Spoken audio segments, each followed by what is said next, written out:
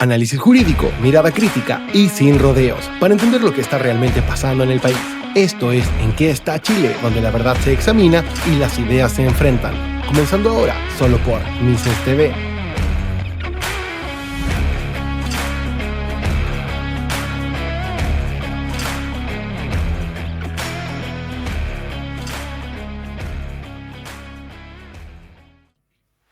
¿En qué está Chile? ¿En qué está Chile? No es sino una experiencia a la que nos convoca Mises Conosur, que tiene el espacio para poder compartir, para poder departir, y en esta ocasión tenemos el agrado de recibir a un distinguidísimo abogado que además ha hecho del derecho una cosa próxima a la ciudadanía, como es don Rodrigo Logan Soto. Recuerdo yo, Rodrigo, una serie que había a fines de los 70, comienzos de los 80, que se llamaba Logan en el siglo XXIII. Logan en el siglo XXIII, sí. Cuéntame. Ya estamos. ¿Sí? ¿De qué origen es Logan? Es escocés. Escocés. Mi bisabuelo Frederick era de Escocia. Mira qué notable. Tú has hecho una interesante carrera política. Tú perteneces a una generación en que la política les fue un lugar de fácil ingreso. Sí. Yo pertenezco a una generación donde había que matar a un parlamentario para ingresar. Bueno, claro. ¿Ah? Entonces, esto tiene que ver con el cambio de ciclo, con el cambio de era, hacia 26 años de inicio del siglo XXI. Estamos notando cómo, en definitiva, se van renovando los cuadros políticos. Partidos políticos históricos están en situación de crisis, más allá de la crisis general que habita la política el día de hoy. Y tú hoy día estás además en la asesoría parlamentaria. Cuéntanos un poco de aquello. Sí, lo que pasa es que, a ver, hoy día, gracias a Dios, a mí muy agradecido de la oportunidad que tengo de estar ahí en el Parlamento. Es como, ¿tú has estado en algún lugar donde dices, yo pertenezco acá? Claro, cuando uno siente un vínculo de pertenencia previa, en términos tales que uno siente, estoy donde debí estar, donde debo estar. Sí, pues. Y fíjate que estoy desde donde Dios quiere que yo esté. ¿Y por qué te digo esto? Porque hay muchas personas que le gusta el tema parlamentario, pero le gusta por la sensación de poder, ¿ya? Es un tema desde el ego, la egolatría, ¿ya? El egocentrismo. Pero fíjate que yo estoy ahí porque estoy aprendiendo y además de aprender, trato de aportar valor desde mis talentos, ¿ya? Como cristiano. ¿Y por qué te digo esto? Porque cuando yo salgo de la convención, después de la convención, alguien me dijeron, bueno, yo participé como candidato a gobernador, y después de eso me dijeron, ya estáis pintados para ir a candidato a diputado, por la cantidad de votos que había sacado en el distrito 9 y cantidad de votos que había sacado en el distrito 9, pero como gobernador, o sea, como candidato a gobernador. Y fíjate que ahí tuve un tema que hablé con mis hijos, y mis hijos me dijeron, papá, ¿sabes qué? Por la política nos has olvidado un poquito, ya déjate. Y fue duro. Y mi hija mayor me dice, compra lo que vendes. Me dice, tú siempre le hablas a la gente que la familia es lo más importante, pruébalo. Y fue doloroso, ¿ah? Fue doloroso Sí, claro. porque yo había juntado las firmas para ir como independiente. Aparte tenía ofrecimientos de distintos partidos. Y yo le dije, mire, hijo, yo voy a probar que lo que yo les digo es cierto. Y fuimos ese día y salimos, el día que había que inscribirse, y le dije, pero con una pura condición, sin artefacto electrónico, para Ya. no tener la tentación de inscribirme, estaba un dedo, po. Sí, claro. Ya. Y me dolió, yo sabiendo, o uno cree ya, que yo podía haber salido electo y estar como diputado. Y fíjate que son las cosas, yo dije, ya, de aquí me voy a dedicar a la docencia, me voy a dedicar a la televisión, voy a volver al ejercicio libre. Y la vida va, y cuando Dios te quiere dar a la casa te va a dejar. Entonces me ofrecieron apoyar a parlamentarios para el ejercicio, la labor parlamentaria, desde la creación de los equipos parlamentarios. Así partí yo. Bien. ¿Ya? Porque habían algunos que me decían, mira, yo es primera vez que estoy aquí como parlamentario y no sé cómo se conforma un equipo. Y yo le decía, mira, yo te puedo aportar desde los estudios que tengo, pero también de haber estado en la convención. ¿Por qué en la convención? Porque la convención fue como como el magíster, como digo, en materia política. En un año nosotros tuvimos que hacer lo que parlamentarios hacen en 4. ¿Ya? Y además, tomando en consideración que estábamos escribiendo una constitución, o sea, no leyes en particular. Por tanto, teníamos que ver todas las materias. Y para mí fue súper gratificante el poder decirle a la ciudadanía, mira, yo entregué mi trabajo, lo hice con el mayor, o sea, con el 1000% de mi vida. ¿Ah? No tuve asesores externos, sino que la pega la hacía yo, No, claro, ¿cachai? individualmente. Individualmente. Y en esa fui en la convención el único de los 155 100% independiente. Que eso también me trajo muchas lecciones de vida.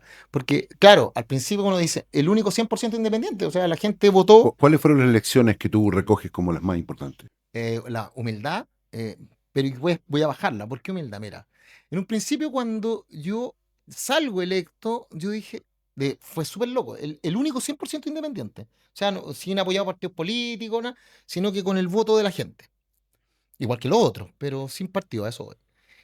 Y aprendí lo importante que es para la política los partidos políticos. Porque en un principio, claro, yo como independiente, uno tiende a pensar, se puede lograr. No, para el tema de gobernanza se necesita tener buenos partidos políticos y tener esos organismos que se encargan, organismos de la sociedad intermedia, a través de los cuales se construye la sociedad, específica, pero buenos. Vamos a esa dimensión. Y disculpa, y lo segundo es que la política no se hace a través de los llaneros solitarios. Y esa fue la que más me... ¿Sabes lo que significa ser un independiente y ir con la idea griega de la política, de que nos juntamos en el atrio y que todos vamos por lo...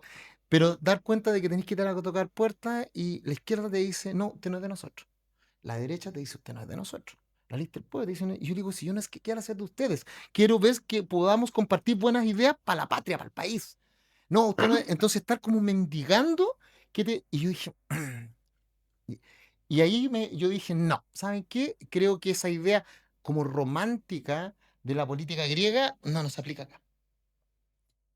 Chile vivió un proceso muy intenso, muy adolescente, eh, una, ¿qué te diría yo? Un retroceso desde el punto de vista institucional a partir de dos ensayos frustrados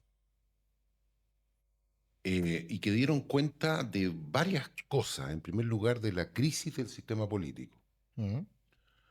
eh, de una crisis institucional que hasta el día de hoy sigue verificando sus efectos, del nacimiento de partidos políticos nuevos o de agrupaciones nuevas que aspiraban a ser partidos políticos, eh, de una crisis institucional respecto de la cual hoy día, con el reposo natural que significa ver estas cuestiones desde la distancia, uno permite distinguir aquello que era importante de aquello que era simplemente una pulsión adolescente. Que el Congreso Nacional haya renunciado a sus propias potestades para entregárselas a una convención en los términos que lo hizo, supone una singularidad muy vital y al mismo tiempo quedó determinado en su resultado final en ambas convenciones que la Constitución actual 81-2005 es la constitución más ratificada de la historia de Chile. ¿Qué impresión te provoca todo esto? Am, yo, es un comentario que siempre me retaban, ¿ah? Pero yo me recuerdo unas palabras del Padre Hurtado que decía que el mal no avanza porque los que hagan el mal sean más, sino porque los que tenemos que hacer el bien hacemos poco o nada. Y mi tirón de oreja siempre ha sido a la derecha. Pero, y perdón que lo diga, pero siempre ha sido mi tirón de oreja. ¿Por qué? Porque cuando yo le digo, mira, ¿cómo construimos sociedad judeo-cristiana? No lo digo yo, ¿cachai? Por las instituciones. Sí, sí, claro. Familia, propiedad, libertades. Y esto es liberalismo. Esa es la forma que construimos sociedad. Entonces yo le digo, los que tenían que proteger y comunicar eso a la ciudadanía, no lo hicieron. Entonces nos pusimos a hablar en términos económicos, financieros, macroeconómicos, y se nos olvidó hablarle al ciudadano a pie. ¿Y qué es lo que pasa cuando tú no le hablas al ciudadano a pie? Viene la palabra precisa y la sonrisa perfecta. Y empieza gente a hablar sobre ya no lo que debería ser, sino que empiezan a hablar esa pulsión de no crean nada, sino que lo que hacen es mostrar lo que tú te equivocas. Entonces dicen, el capitalismo se equivoca en esto, en esto, en esto, en esto. Y empiezan a generar lo que yo le llamo los vectores revolucionarios. Empiezan a hablarle a grupo en vez de que todos sean juntos, divídelo y vencerás. Entonces empiezo a hablarle a los vectores revolucionarios. Por ejemplo, a las mujeres, a los trabajadores, al movimiento indígena, al movimiento LGTB, Bueno, y generas que aquí está la estructura de poder, que es vertical. sí, Tú lo que haces es ponerla horizontal. Y al ponerla horizontal, ¿qué es lo que haces? Que empiezas a destruir o a deconstruir, como tú quieras, ya las palabras de Foucault sí, sí, sí. y de Gramsci, empiezas a deconstruir de tal manera de que existe un orden horizontal. Y ahí cuando nosotros notamos eso, cuando nosotros, porque hablamos de la batalla cultural, no, es una guerra cultural.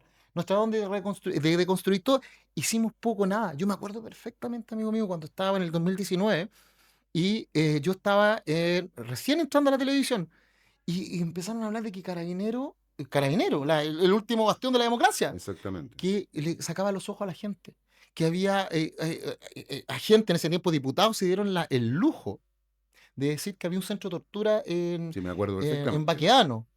Se dieron el lujo de decir que salían a matar a las poblaciones. ¿Y cómo no sale nadie del otro lado a decir eso no es verdad?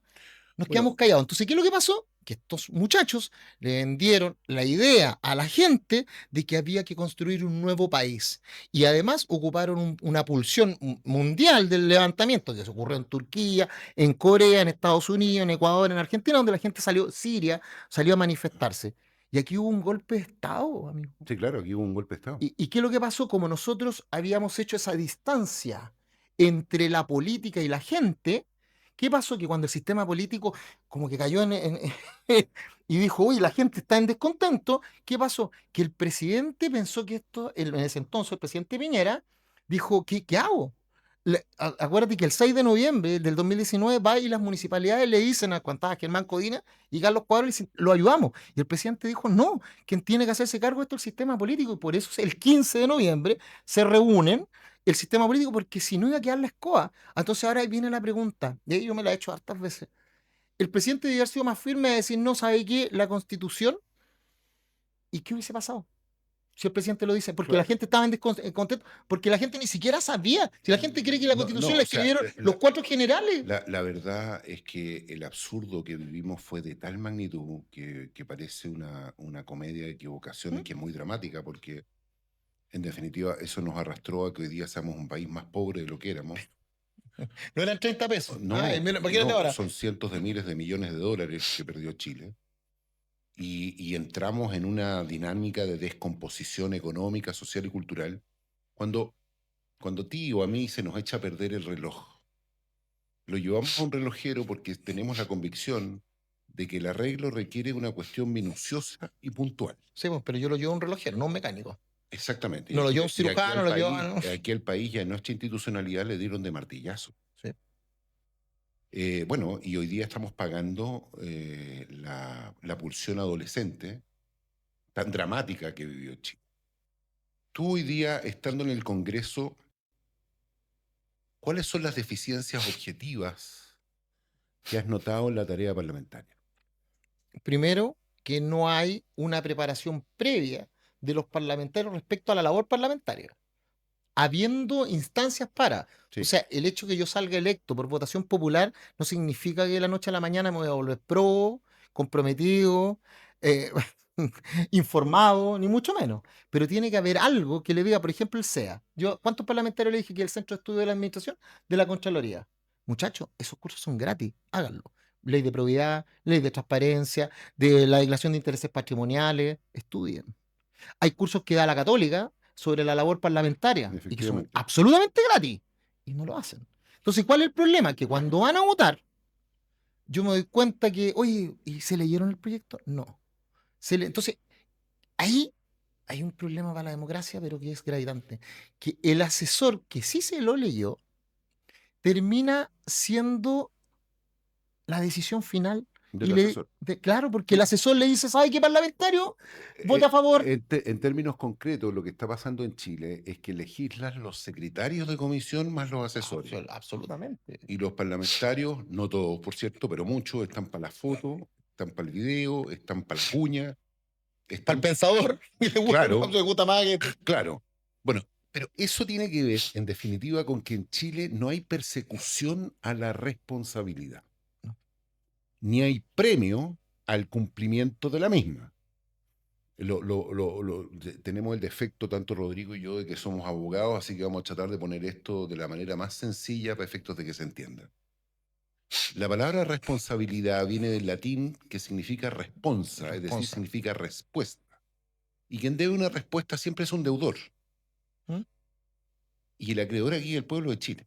El punto es que el acreedor no tiene los medios necesarios para que se le otorgue y se satisfaga el cumplimiento de la obligación.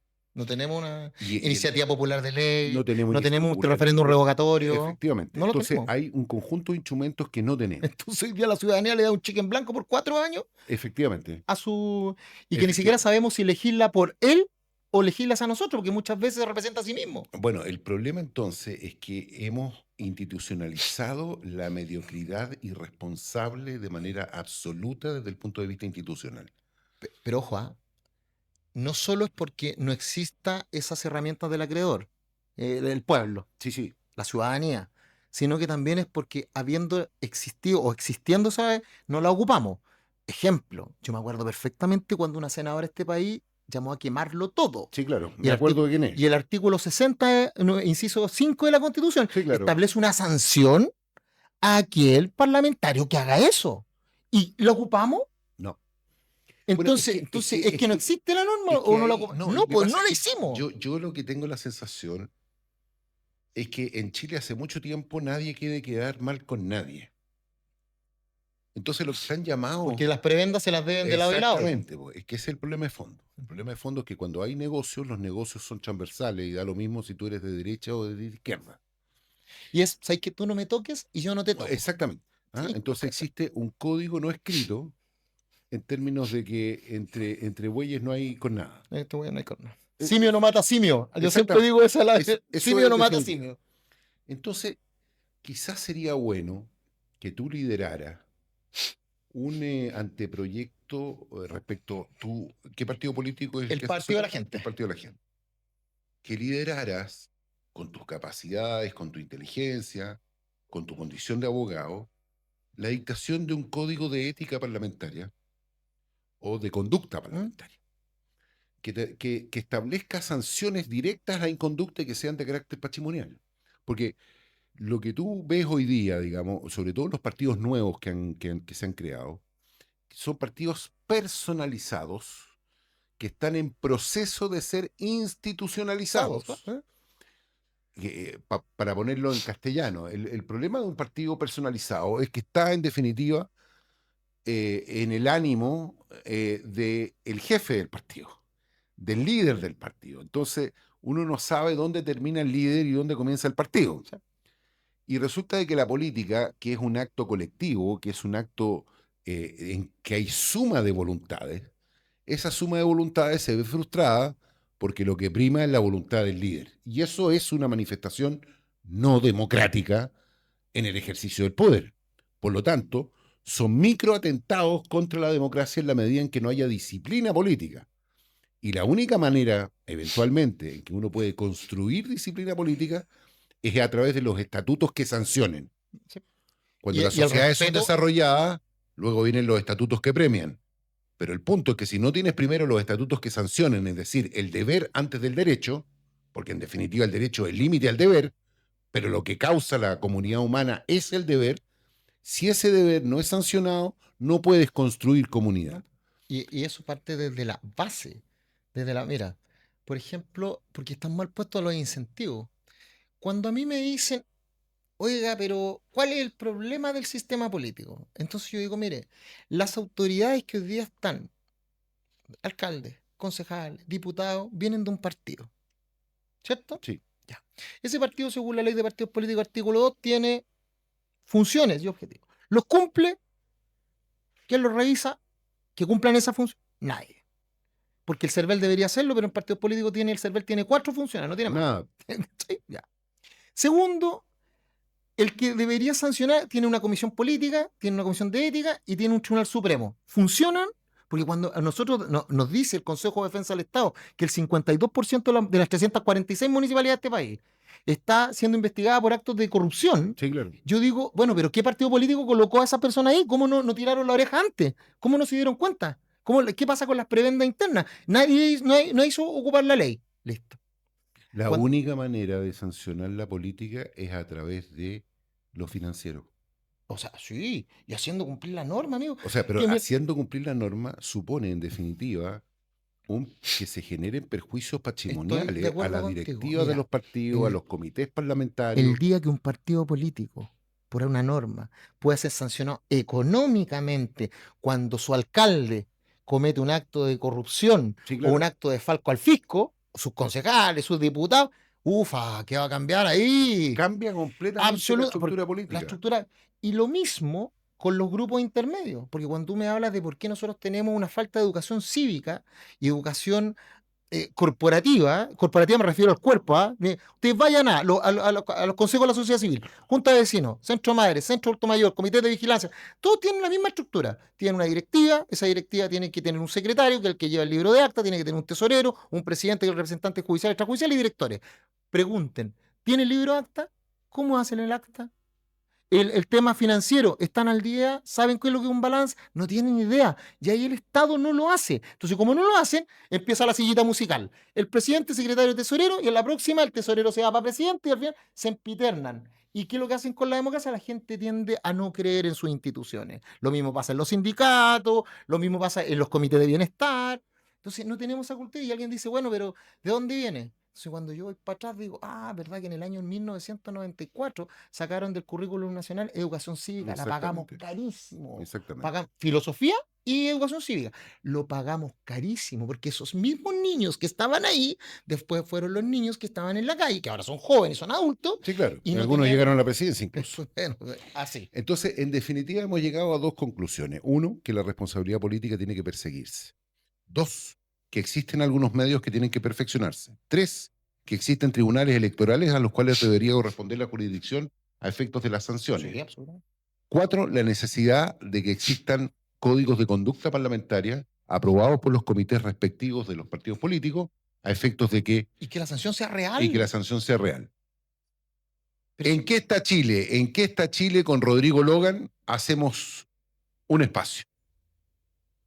¿Qué es realmente el Medio Oriente y cómo se explican sus conflictos actuales?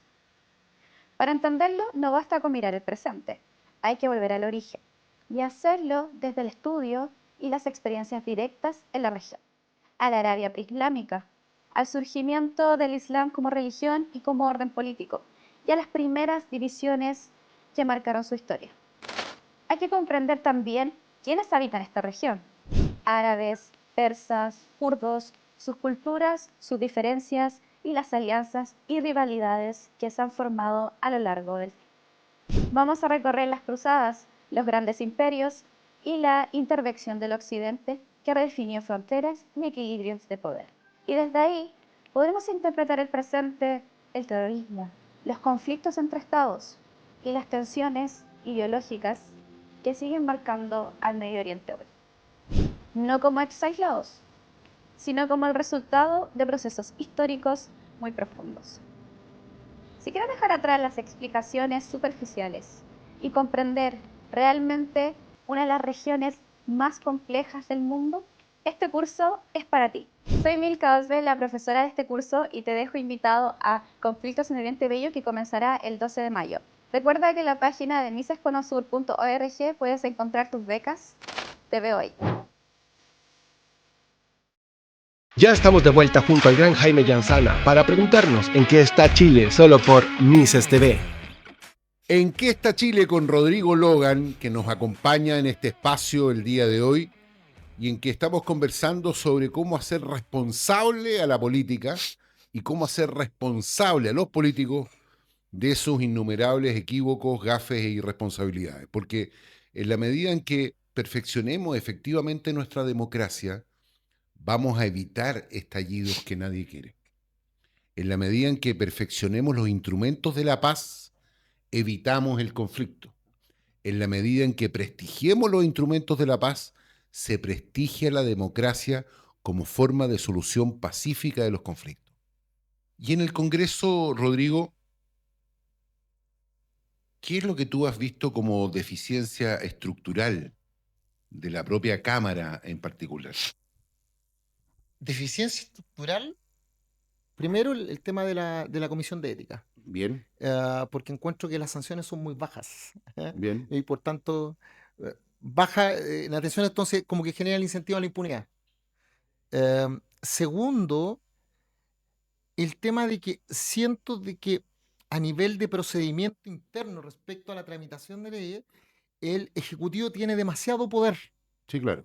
y que eso anula las capacidades de reflexión crítica que podrían tener los parlamentarios, dado que cuando yo lo sumo urgencia, hago trabajar a matacaballo a personas que nunca han trabajado en el labor parlamentaria. Entonces, el riesgo a la democracia es muy grande.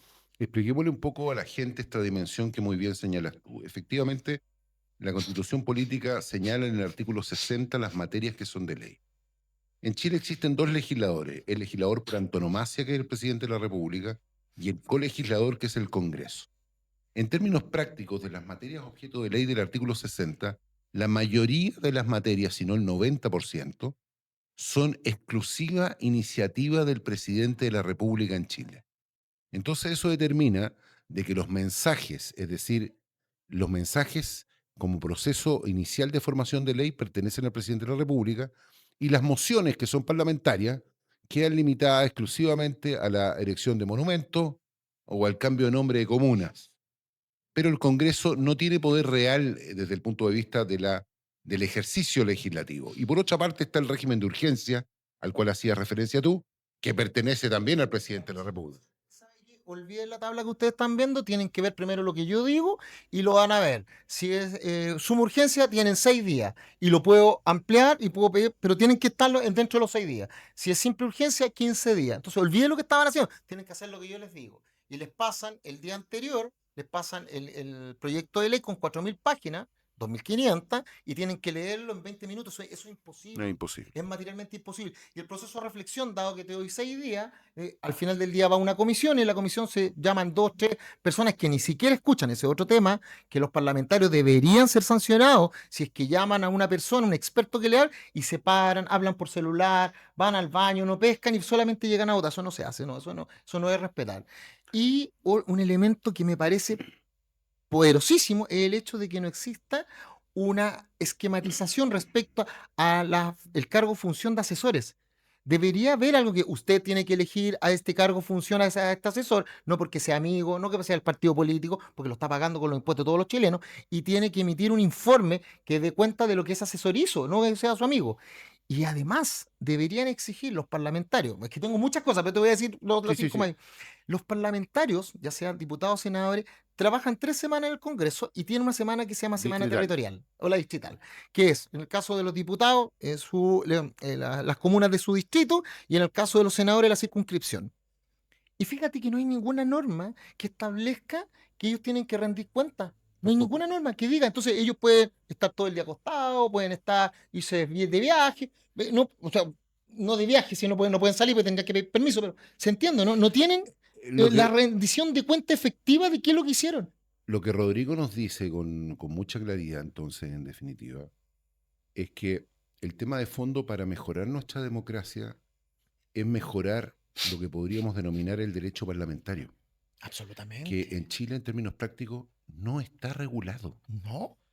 Y como no está regulado, cada parlamentario, o sea, estamos entregados en términos prácticos al buen saber y entender de un parlamentario, y todos sabemos que si no existe norma, si no existe premio, ni existe sanción, cada cual hace lo que quiere. Y eso determina entonces de que nuestra democracia está entregada a la buena fe de los ciudadanos, pero todos sabemos que la buena fe se corrompe con la misma facilidad con que se pronuncia. O sea, aparte de la base que hoy día tenemos una norma en el artículo 88, inciso segundo de la Constitución, que dice que cualquier persona que se sienta afectada en sus derechos por la administración o el organismo del Estado puede demandar la responsabilidad. No toca al Parlamento, toca al Poder Ejecutivo y a las municipalidades. Y se puede demandar la responsabilidad de los tribunales establecidos por la ley. Y ahí viene otro tema, nuevamente el tema patrimonial. Yo como ciudadano que siento que hoy día pago impuestos y tengo una mala educación, mala salud, ¿para qué decir la seguridad? Sí, claro. Y que el Estado lo quiero hacer responsable porque yo pago impuestos. Pues.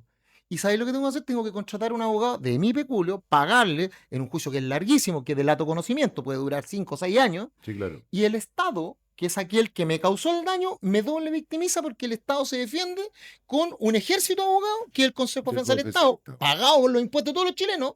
Y con los mismos de aquel que está reclamando. ¿Cachai, no? Y más encima ellos tienen la norma de que ellos dicen que pagan el Tribunal Celestial. O sea, tenés que llegar a la Suprema. Te tienen 8 años peleando, desgastándote para hacer la responsabilidad extensiva del Estado. Mira, y siempre lo traigo a colación, eso es lo que estaba buscando. Hay un periodo la República, ¿ya? Que le llamaban anarquía.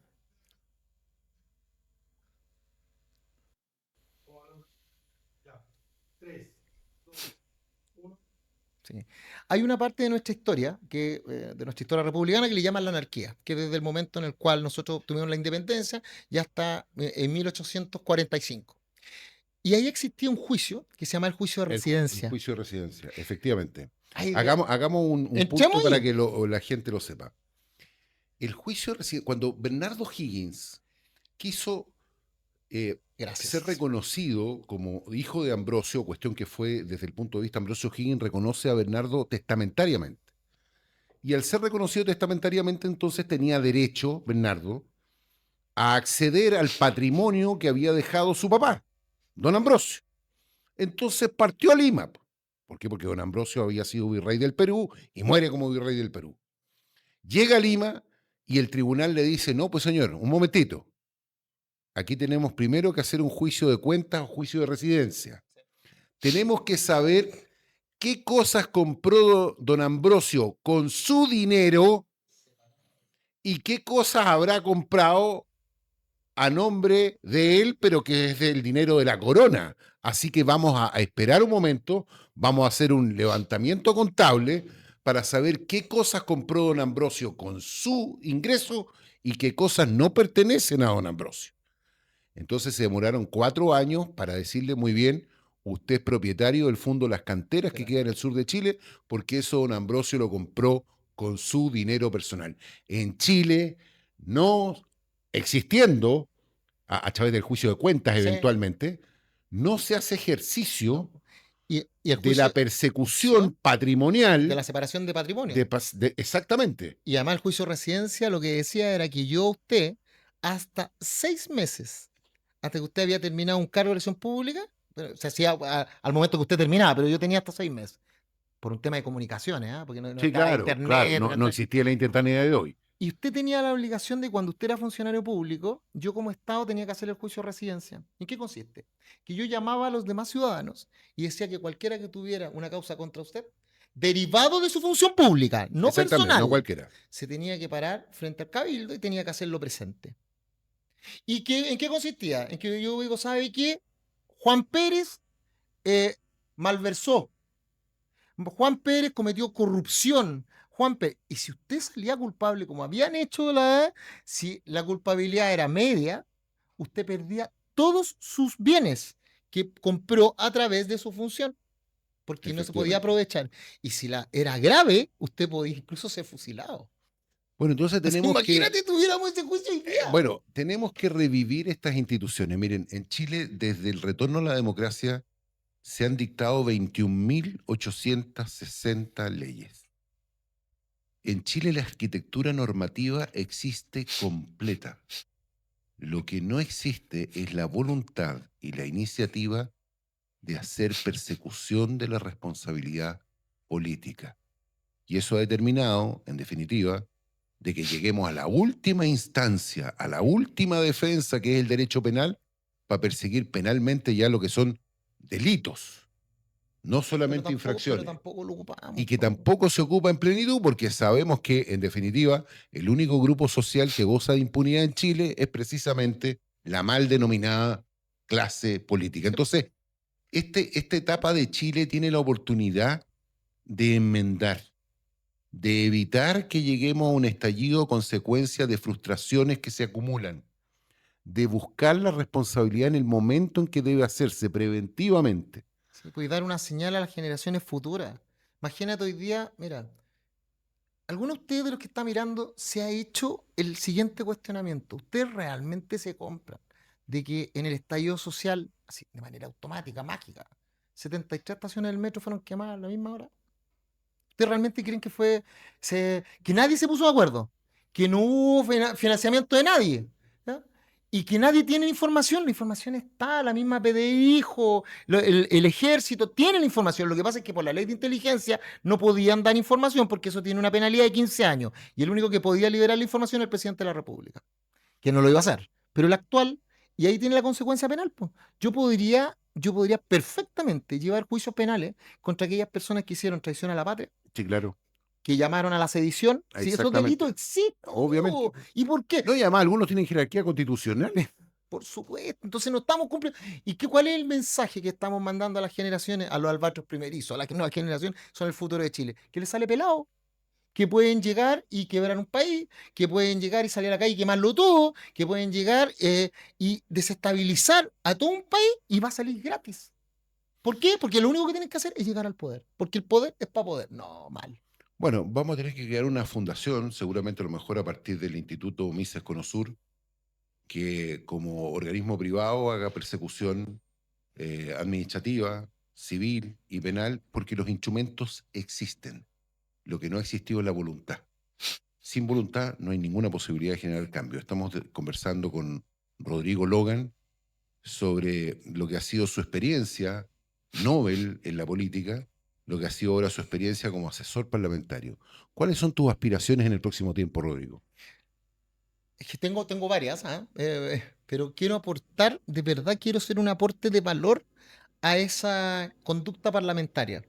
Por ejemplo, a mí me encantaría, lo conversamos, me encantaría generar ese código de conducta y que fuera tomado por la corporación, por el Parlamento, para que se regularan los comités y regulara la conducta a nivel interno, ¿ya? De tal manera que no pasáramos chascarros. Me encantaría que se regulara también, y en eso estoy trabajando muy duro, que se regulara la semana distrital, de tal manera que tuvieran que rendir cuenta de lo que hacen, porque están pagados con los impuestos de todos los chilenos. Y eso tiene una explicación. Mira, en el parlamentarismo inglés nace esta semana territorial. ¿Y sabes por qué nace? Porque se obligaban a que los lords fueran a ver al pueblo y vivieran con el pueblo los efectos de las leyes que ellos estaban dictando. Exactamente. Esa era la idea. Y por tanto tienen que rendir cuentas. Y después de eso es apoyar a la ciudadanía, aportar mi grano de arena ahí. Y después ver la posibilidad de llegar al Parlamento. O sea, mi sueño, si tú me preguntas a mí, yo siempre lo he dicho en varias lugares, yo quiero ser presidente de la República, pero para eso hay que prepararse. Sí, claro. ¿Ya? Y si no soy yo, no importa, es el mensaje el que tiene que llegar, no el mensajero. Efectivamente. ¿En qué está Chile? Vemos que Chile está en reconstituir un tejido que sea capaz de fiscalizar. Las democracias sanas no son las que se dejan al libre albedrío de los actores políticos. No. Las democracias sanas son aquellas que son fiscalizadas con instrumentos útiles por parte de la ciudadanía, por instrumentos útiles por parte de grupos de interés, de universidades, de agrupaciones. En definitiva, de lo que se trata es de que hagamos sanidad después de este episodio adolescente que tanto ha costado a Chile. ¿En qué está Chile? Volvemos en un instante. ¿En qué momento las salas de clases dejaron de ser un refugio para el conocimiento y se convirtieron en un terreno de disputa?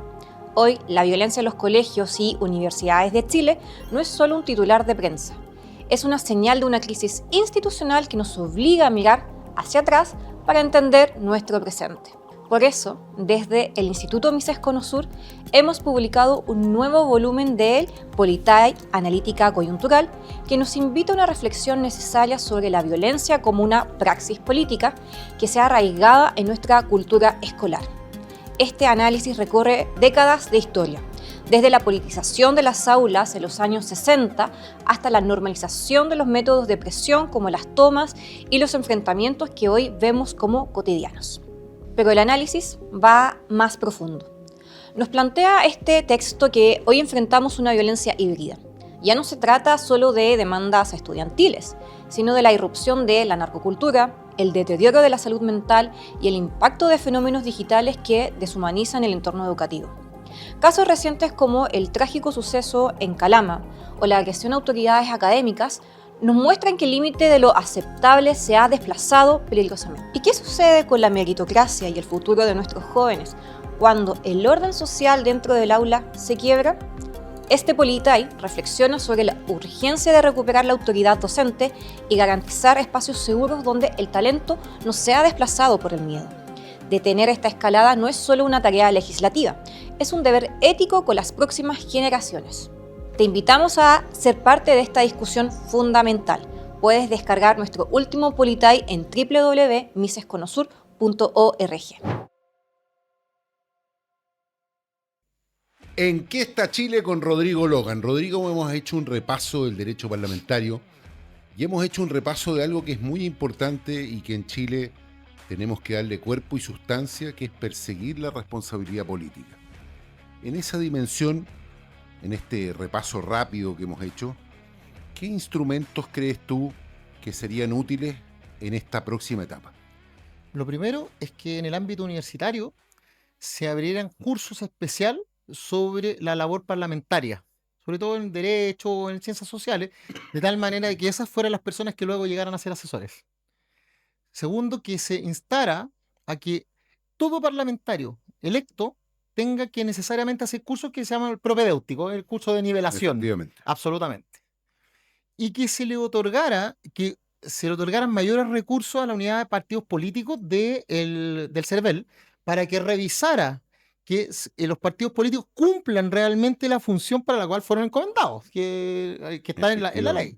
Porque tienen muy poca, o sea, las atribuciones tiene, pero tiene muy poco personal. El CERVEL solamente tiene varias áreas, ¿no? Una área, el área de gasto, el área electoral, claro, y el CERVEL es un lujo.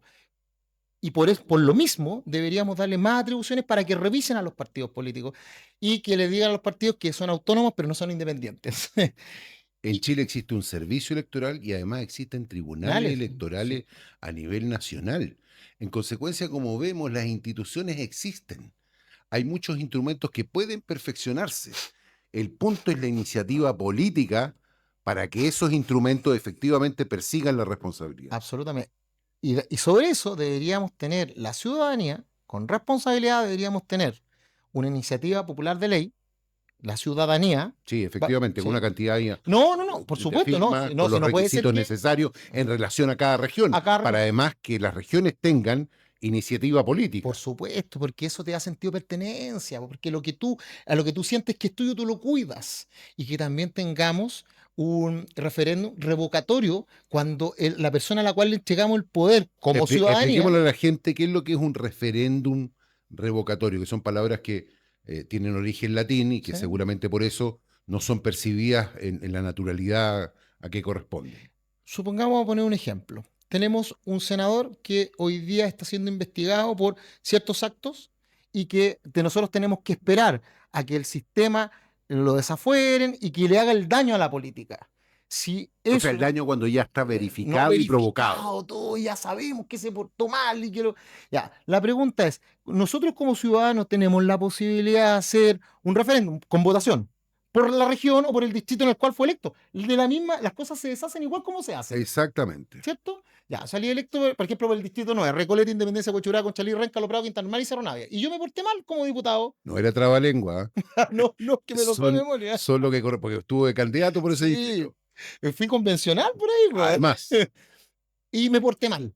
¿Por qué no le dan a la gente, al ciudadano, la posibilidad que diga, ¿sabe qué, señor Logan? Usted se portó mal, ya está verificado. Está verificado y no vamos a esperar a que haya un procedimiento de 5 o 7 años. No, usted tiene que salir ahora, señor Logan.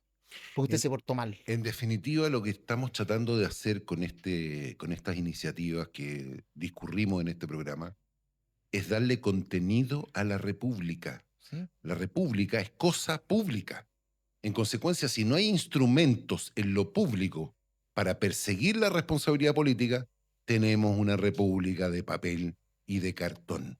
En consecuencia, lo que nos dice Rodrigo tiene particular importancia. El punto es que lo transformemos en carne y sustancia. Por supuesto. Y lo mismo que el sistema de votación. ¿Por qué, por ejemplo, no aplicar? Porque el concepto de democracia digital es súper amplio, es suizo, pero ¿por qué no buscamos un sistema, ya que tenemos hoy día tecnología avanzada, buscamos un sistema de pedirle la opinión a la ciudadanía respecto a ciertas políticas públicas, siendo que todos pagamos impuestos. ¿Por qué no?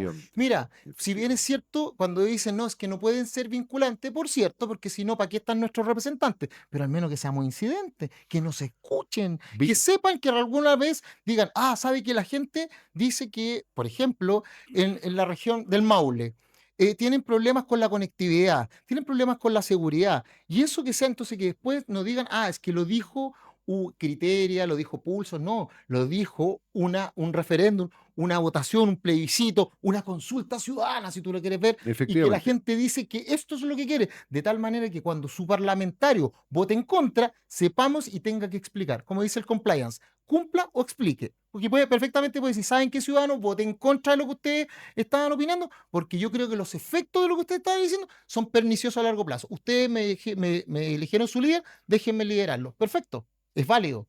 Pero que no se representa a sí mismo, porque si no, al final los ciudadanos no sabemos el día de mañana dónde está su corazón. Te doy un ejemplo. Hoy día nosotros hablamos de la Agenda 2045, la 2030, a organismos internacionales y le damos nuestra voluntad a nuestro país respecto a organismos internacionales sin haberle preguntado primero al pueblo, a Chile, a su ciudadanía. En definitiva, de lo que estamos hablando es cómo otorgamos control ciudadano a los actos públicos, a los actos políticos, a los personeros públicos y a las instituciones.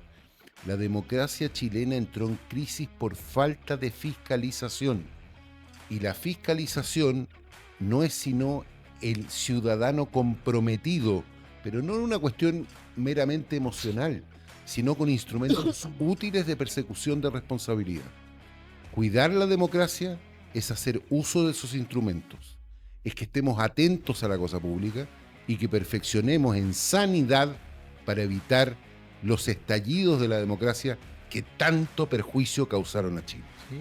Sí. Y la otra es darle más atribuciones a Contraloría, porque Contraloría hoy día tiene atribuciones para verificar formas, pero no tiene más que, no puede verificar actos de medio fondo, que le llaman. Exactamente. Entonces, ¿cuál es el problema? La Contralora hace un trabajo estupendo en levantar información, pero ¿qué hace? ¿En qué está Chile? Chile está discurriendo sobre cómo transformar nuestra democracia en una democracia sana, vigorosa, auténtica, participativa, incidente o vinculante. Y hemos tenido el agrado de compartir con Rodrigo Logan, un Nobel político que con iniciativa, con capacidad, con inteligencia, nos ha permitido recrear aquellas ausencias que tanto extrañamos y que requerimos para hacer de nuestro país un lugar de encuentro, un lugar de diálogo, un lugar de prosperidad. ¿En qué está Chile? Nos vemos en una próxima ocasión. Bendiciones, que tengan muy buena semana.